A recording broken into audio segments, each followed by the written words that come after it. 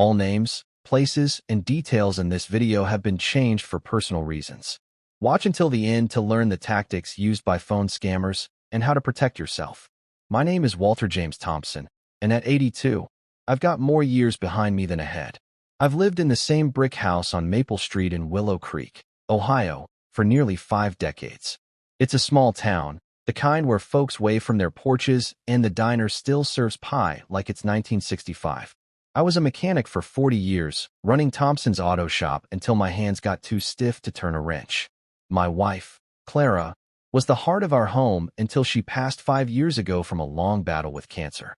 Since then, it's been me, my old beagle Rusty, and a quiet life of tending my garden, reading the paper, and waiting for calls from my daughter, Emily, and her boy, Tommy.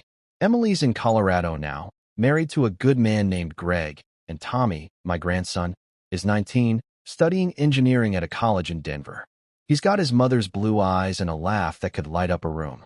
Every Sunday, like clockwork, he calls to talk about baseball, his classes, or just to humor me about my tomatoes. That boy's my pride and joy, which is why, when that phone call came, it turned my world upside down. It was a Tuesday morning in late September 2024, the air crisp with the first hints of fall.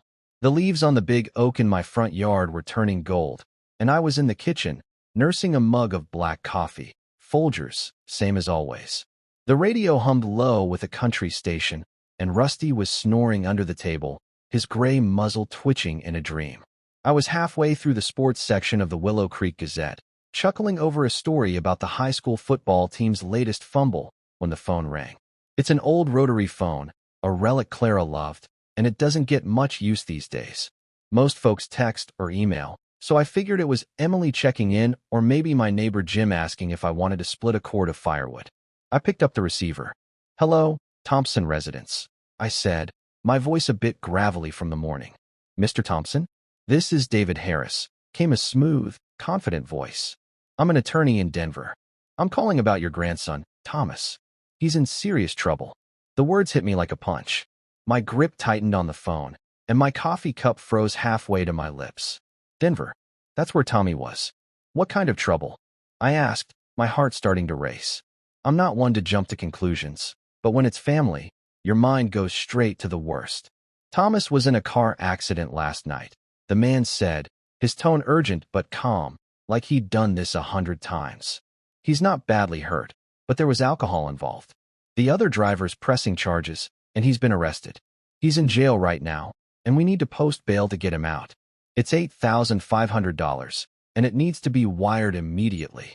My knees felt weak, and I sank into the chair by the phone. Tommy, in jail? He was a good kid, not the type to get into trouble like that. Sure, he liked a beer at a game, but drunk driving? It didn't add up. I pictured him at 10, helping me fix a carburetor in the garage, his small hands clumsy but eager. Or at 16, grinning as he hit a double at a high school baseball game. Is he okay? I asked, my voice shaking. Is he hurt? He's shaken up, a few bruises, but nothing serious, the man said. He's too embarrassed to call you himself, Mr. Thompson. He asked me to reach out. He needs your help. I've lived long enough to know the world's got its share of snakes. Back in '78, a slick salesman tried to sell me a lemon of a car for the shop, and I saw through him in 10 seconds flat. But this was different. This voice, David Harris, sounded so sure, so professional. He had details, Tommy's full name, Thomas Michael Reynolds, his college, even the street where the accident supposedly happened, Colfax Avenue. He said he was with Harris and Associates, a law firm in Denver, and gave me a number to call back if I had questions. It all felt so real, and all I could think about was Tommy, scared and alone in some cold jail cell, his future on the line. What do I need to do? I asked, grabbing the notepad and pen Clara always kept by the phone. My hands were trembling, but I scribbled down the wiring instructions he gave me. An account number, a bank in Denver, and a name, David Harris. How soon can you get him out? The sooner you send the money, the sooner we can post bail, he said. Time's critical, Mr. Thompson. The court's moving fast on this. I hung up, my head spinning. Rusty looked up from his nap, sensing something was off, and let out a low whine. I tried calling Emily, but it went straight to voicemail. Same with Tommy's phone. That's when the fear really took hold. What if they were at the hospital? What if Tommy was too hurt to call? The man's words kept echoing. He's too embarrassed to do it himself. I paced the kitchen, my boots scuffing the linoleum Clara picked out in '92. I kept seeing Tommy's face, imagining him in an orange jumpsuit, his dreams of being an engineer slipping away. I grabbed my coat and drove my old Ford pickup to First National Bank, the same one I've used since Nixon was president. The engine rattled, and the heater barely worked, but I didn't care. All I could think about was getting Tommy out of trouble. At the bank, I asked for Sarah, the teller who's been there since she was fresh out of high school. She's got a kind smile and always asks about Rusty. I told her I needed to withdraw $8,500 and wire it to an account in Denver. Sarah's eyebrows shot up. "That's a lot of money, Walter," she said, leaning over the counter. "You sure about this? What's it for?" "It's for my grandson," I said, my voice sharper than I meant. "He's in trouble, and I need to help him." She hesitated, her fingers hovering over the keyboard. "Can I ask what kind of trouble? I just want to make sure you're okay." I didn't want to get into it. The clock was ticking, and every minute felt like it was keeping Tommy locked up. "It's family business, Sarah," I said. "Please, just do the transfer." She nodded, her lips tight, and processed the withdrawal. It nearly cleaned out my savings. $8,500 from the nest egg Clara and I had built over decades of careful budgeting. We'd saved for emergencies, for trips we never took, for a future we thought we'd share. Handing it over hurt, but Tommy was worth it. Sarah gave me the receipt, and I stuffed it in my pocket, my hands still shaking as I drove home. Back in the kitchen, I waited.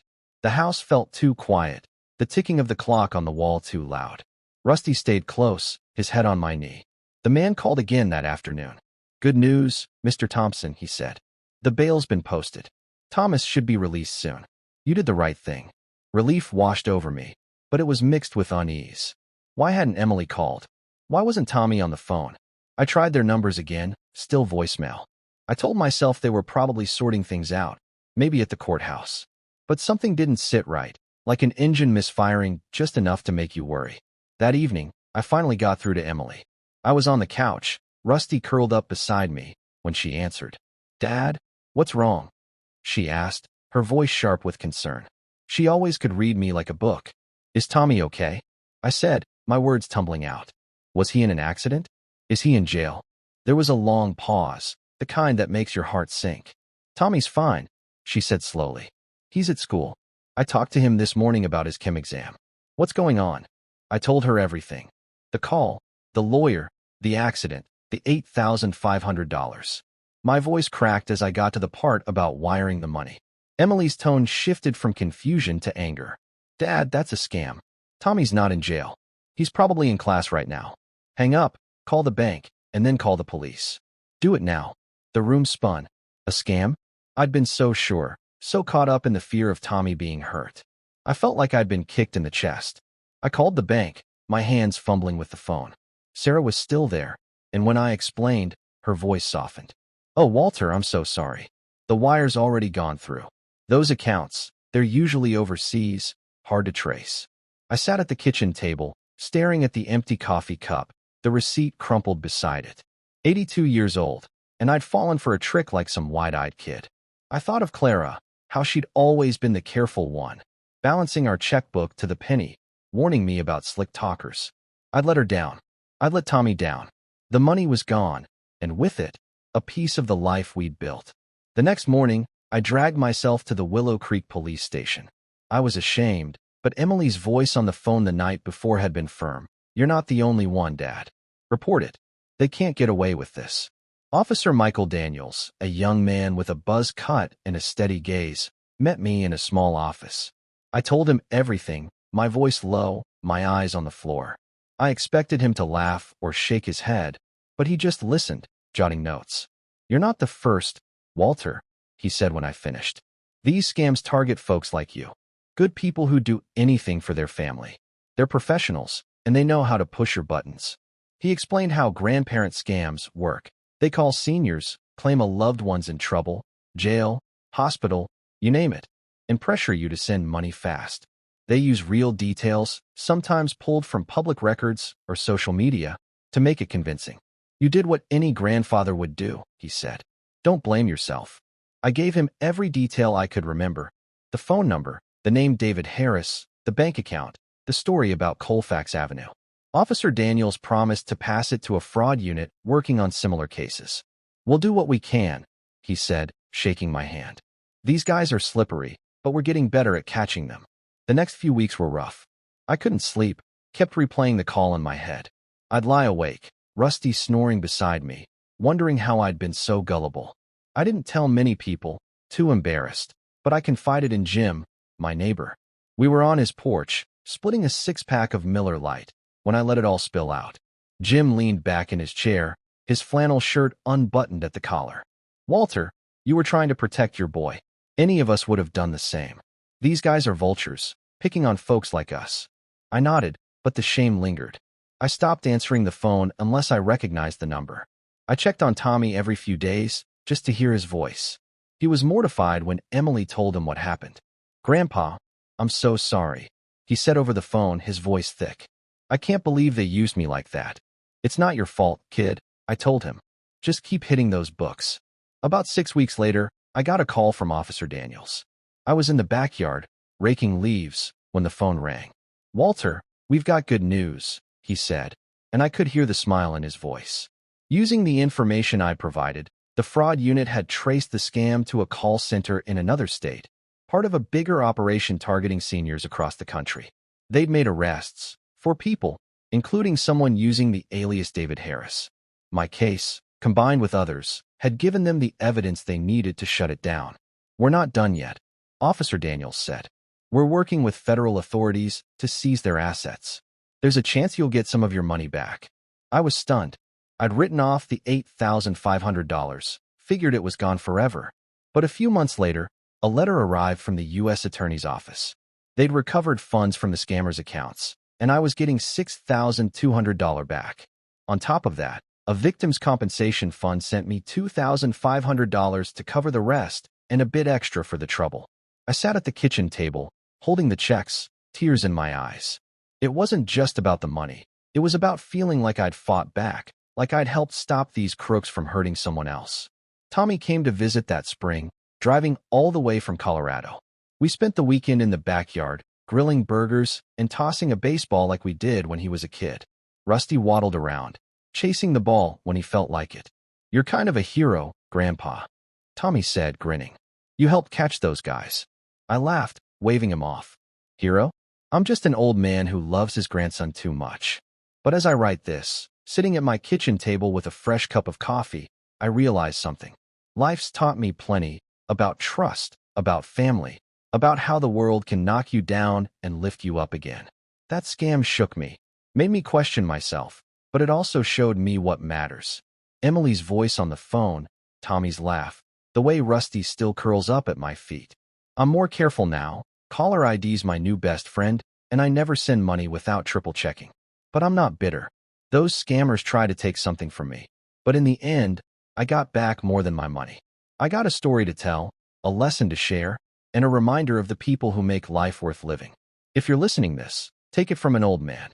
If someone calls saying your grandkid's in trouble, hang up. Call your family first. Check the story. And if it smells like a scam, it probably is. Me? I'm still here, tending my garden, waiting for Tommy's Sunday call, and thanking my lucky stars for second chances. If you found this video helpful, give it a thumbs up and don't forget to subscribe for more real-life scam stories and tips to stay safe.